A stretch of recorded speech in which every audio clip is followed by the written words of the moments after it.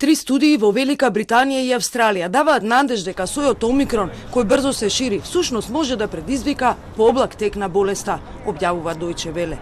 Студиите од Англија и Шкотска покажуваат дека инфекциите со Омикрон поретко доведуваат до хоспитализација отколку инфекциите со Делта сојот. Според студијата од Англија, Омикрон во 20 до 25% од случаите помалку води до болничко лекување отколку што беше тоа случај со Делта мутацијата. Истражувањата покажуваат дека Омикрон има помала способност да ги инфицира белодробните келии.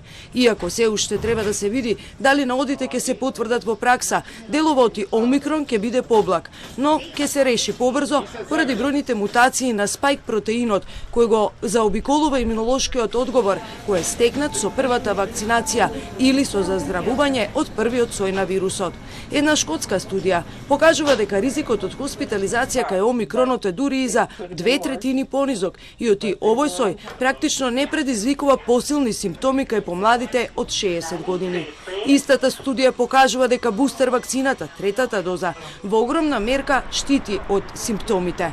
Научниците сепак предупредуваат дека опасноста лежи и во тоа што Омикрон е значително позаразен. Дури ако самиот тек на болеста е поблак, доколку во кус рок се зарезат огромен број луѓе, ќе биде доволно да се преполнат болниците. Иако вирусот нема да биде наскоро искоренет, можеби никогаш, се поголема е шансата да стане ендемски. Тоа би значило и ќе нема пандемија, но ослабената верзија на вирусот ќе се појавува на некои места локално или сезонски, како грипот во зима. Заштитата тогаш би се вршела исто како и од грип, со годишна вакцинација. Во исто време, производителите на вакцини тврдат дека бустер дозата добро штити од Омикрон.